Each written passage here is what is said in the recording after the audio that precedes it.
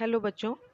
Today we are going to start our fifth and the last poem, Father to Son, पिता द्वारा पुत्र के लिए. And the poet of this poem is Elizabeth Jennings. This poem is basically about the generation gap. एक पीढ़ी का जो अंतराल होता है उसके बारे में ये पोएम है. एक पिता अपने पुत्र के बीच में एक दूरी का अनुभव कर रहा है. उनके बीच में जो एक विचारों का गैप है, लेकिन वो अपने पुत्र के समीप आना चाहता है, नज़दीक आना चाहता है अपने विचारों के द्वारा, क्योंकि उनके संसार अलग अलग हैं, उनके सोच अलग है, उनके रहने का तरीका अलग है. तो दैट इज जनरेशन गैप. तो उसी के ऊपर ये पोइम बेस्ड है, father to son. I do not understand this child though we have lived together now in the same house for years. I know nothing of him, so try to build up a relationship from how he was when small, yet have I killed. So here, in very first line, he is saying, I do not understand. Here, I means father. The father who is writing about his son that I do not understand. मैं समझ नहीं पाता हूँ. मैं से अर्थ यहाँ पर पिता से है. I do not understand this child, कि इस बच्चे को समझ नहीं पाता हूँ. Though we have lived together now in the same house for years, जबकि हमें एक ही घर में रहते हुए वर्षों हो गए. I know nothing of him. फिर भी जो कवि है वो कहते हैं कि वो इस बच्चे के बारे में, अपने पुत्र के बारे में कुछ नहीं जानते, उसे समझ नहीं पाते. So try to build up a relationship from how he was when small. वो उसके बारे में कुछ नहीं जानते हैं, इसलिए उसके साथ इस तरह का संबंध बनाने की कोशिश करते हैं जिस समय, जैसे कि जब वो छोटा था, उनका जो बेटा है जब वो छोटा था, उस वक्त जो उनके बीच में संबंध थे, वो उसी प्रकार का संबंध फिर से बनाना चाहते हैं, क्योंकि उस वक्त उस बच्चे के विचार जो थे वो अलग नहीं थे. उसके और उसके पिता के विचार मिलते थे, क्योंकि पिता के विचारों से ही उसकी दुनिया थी. लेकिन आज सब कुछ बदल चुका है. The seed I spent or sown it where the land is his and name none of mine. We speak like strangers. There's no sign of understanding in the air. This child is built to my design, yet what he loves I cannot share. आगे वो कहते हैं, The seed I spent or sown it where, कि कवि कहते हैं कि क्या उन संस्कारों को उन्होंने समाप्त कर दिया, उस बच्चे ने समाप्त कर दिया जो उन्होंने उसे दिए थे. वो बीज, जैसे कि धरती पर एक बीज बोया जाता है तो उसमें से जिस चीज़ का बीज बोया जाता है उसी का अंकुर फूटता है और फिर वही एक वृक्ष का रूप धारण करता है. तो वो सोचते हैं कि जो उन्होंने संस्कार रूपी बीज उसके अंदर डाले थे, जो उन्होंने बोए थे, और कहाँ बोए जाते हैं, जो बीज है वो ज़मीन पर बोए जाते हैं, और संस्कार रूपी बीज जो है बच्चे के मस्तिष्क में बोए जाते हैं. तो उन्हें ऐसा लग रहा है कि जो बीज उन्होंने बोए थे उस ज़मीन पर, उस मस्तिष्क में, वो अब बिल्कुल भी उनकी नहीं है. वो ज़मीन उनकी नहीं है, मतलब कि वो मस्तिष्क अब उनका नहीं रहा, क्योंकि उसमें उस बच्चे के अपने विचार आने लगे हैं, पनपने लगे हैं. We speak like strangers. वो अजनबियों की तरह रहते हैं, अजनबियों की तरह बातें करते हैं. There is no sign of understanding in the air.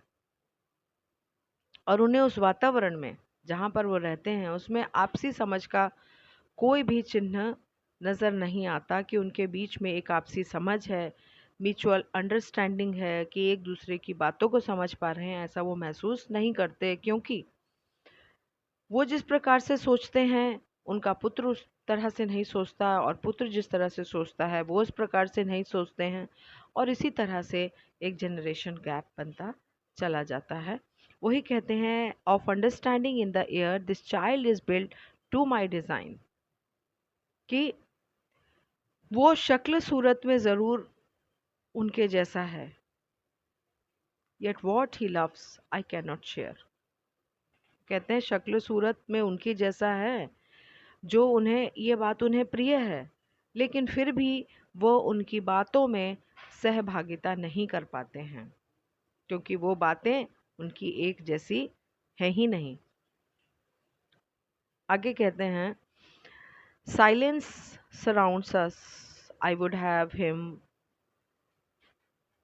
prodigal return to his father's house, the home he knew, rather than see him make and move his world. I would forgive him too, shaping from sorrow a new love. आगे कहते हैं वो कि silence surrounds अस, उनके बीच में एक चुप्पी रहती है, एक शांति रहती है, उनके बीच में बात करने के लिए बहुत कुछ है ही नहीं, इसलिए चुप्पी और शांति रहती है।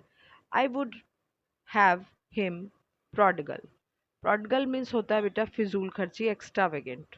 उन्हें लगता है उनके बीच में सन्नाटा छाया रहता है, और वो चाहते हैं कि ये फिजूल खर्च लड़का जो है अपना स्वयं का संसार बनाने और चलाने के बजाय अपने पिता के घर लौट आए, उनके पास लौट आए, जिसे वो अपना पहले अपना घर समझता था, जहाँ पे वो रहता था, रहते हैं अभी भी। His father's house, the home he knew, rather than see him make and move his world.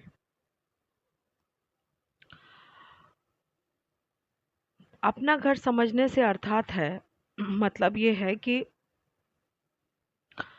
जब उनके विचार आपस में मिलते थे तब, अर्थात कि उनके सिखाए हुए पद चिन्हों पर, उनके सिखाए हुए संस्कारों पर वो चल रहा था, तो उन्हें ऐसा लगता था कि वो अगर उस घर में है तो उनके साथ है।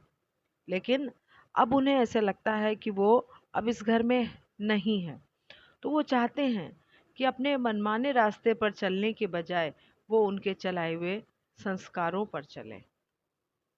और I would forgive him too, और अगर वो ऐसा करेगा तो वो उसके पुरानी सभी बातों को माफ़ कर देंगे, क्षमा कर देंगे, और शायद उनके बीच की जो दूरी है, वो दूरी का जो दुख है वो ख़त्म हो जाए, and shaping from sorrow a new love, और फिर इस दुख से शायद एक नया प्रेम जन्म ले, अगर वो वापस उसी रास्ते पर, उनके बताए हुए संस्कारों पर अगर वो वापस आ जाता है।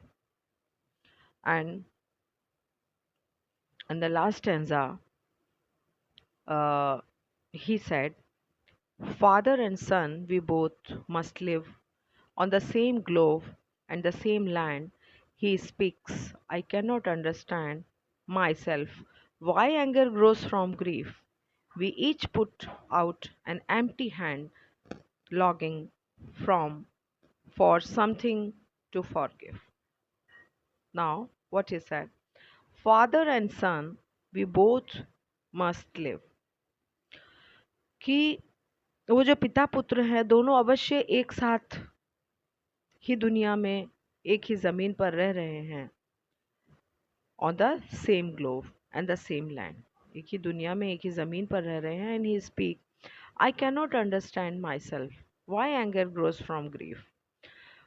और वो फिर ये कहते हैं कि वो ये खुद नहीं समझ पाते कि दुख से गुस्सा क्यों पैदा होता है, कि जब वो इस चीज़ से दुखी हो जाते हैं कि उनका पुत्र उनके संस्कारों के तहत नहीं चल रहा है, तो इस बात से वो बहुत दुखी होते हैं, और वही दुख जो है वो गुस्से में बदलने लगता है।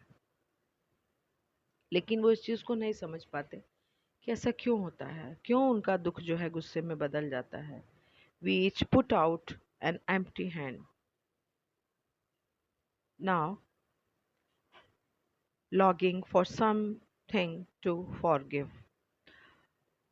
वो दोनों चाहते हैं कि क्षमा करने के लिए कुछ हो, लेकिन उन्हें ऐसा कुछ भी महसूस नहीं होता और उन्हें ऐसा लगता है कि उनके हाथ खाली रहते हैं. वो उनके खाली हाथ आगे बढ़ जाते हैं क्योंकि उनके पास क्षमा करने के लिए कुछ भी नहीं होता है. क्षमा करने के लिए कुछ भी नहीं होने का अर्थ ये है कि उन्हें ये महसूस होता है कि शायद अब वो अपने रास्ते से नहीं हटेगा और वो उनके बताए हुए रास्ते पर नहीं चलेगा, तो इसलिए वो उसको क्षमा भी नहीं कर पाते हैं. और इस प्रकार से ये जो एक गैप है, एक अंतराल है, वो बना ही रहता है. So this is not only a poem बेटा, this is a sometime natural phenomena. It's so natural that is called generation gap. So अब मैं आपको इसका सेंट्रल आइडिया भेज रही हूँ and do question answers from your book. आज के लिए इतना ही. Okay, have a nice day.